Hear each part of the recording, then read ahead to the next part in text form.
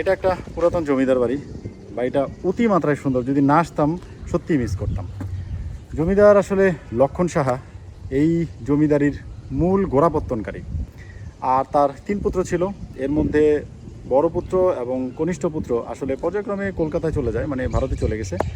দেন মেজো যে পুত্র ছিল তিনি ছিল একটা সময়, এবং তার একটা ছেলে ছিল, এবং সেই ছেলে নাকি আসলে এখানে এক উকিল ছিলেন, সেই উকিলের কাছে এই জমিদারিটা মানে জমিদার বাড়িটা বিক্রি করে যায়।